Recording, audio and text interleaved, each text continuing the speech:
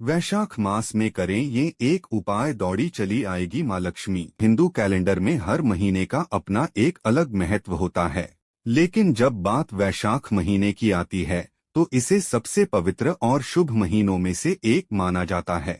इस माह में भगवान विष्णु और माँ लक्ष्मी के साथ साथ भगवान श्री कृष्ण की पूजा की जाती है। ऐसी मान्यता है कि इस पूरे महीने में पूजा अर्चना करने से जीवन सुखमय बना रहता है। इसके अलावा इस माह में गंगा स्नान करने का भी विशेष महत्व है।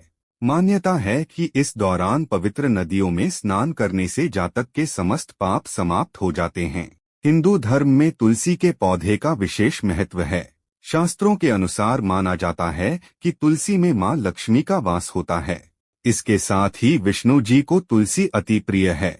ऐसे में जिस घर में तुलसी का पौधा होता है वहीं पर मां लक्ष्मी की असीम कृपा होती है।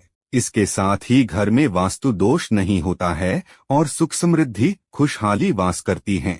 तुलसी के पौधे संबंधी कई उपायों के बारे में आपने सुना और किया होगा, लेकिन आप चाहे तो इस उपाय को भी अपना सकते हैं।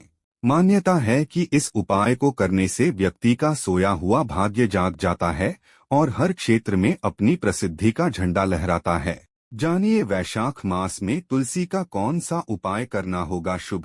ऐसे में आइए जानते हैं वैशाख मास में क्या करें और क्या न करें।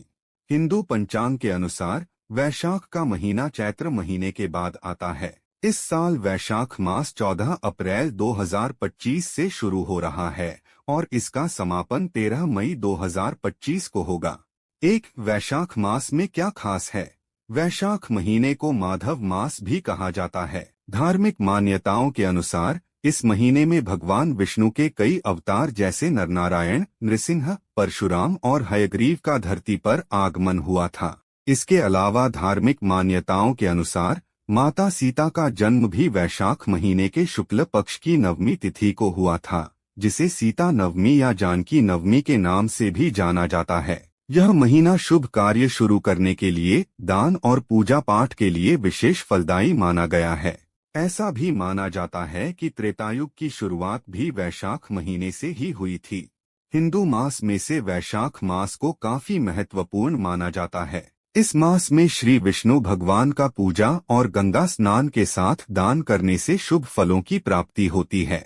स्कंद पुराण के वैष्णव खंड में ब्रह्मा जी ने स्वयं वैशाख माह की महत्ता के बारे में बताया है। उन्होंने कहा है कि न माधवस्मो मासो न कृतेन युगन समम, न च वेदसम शास्त्र न तीर्थ गंगया समम।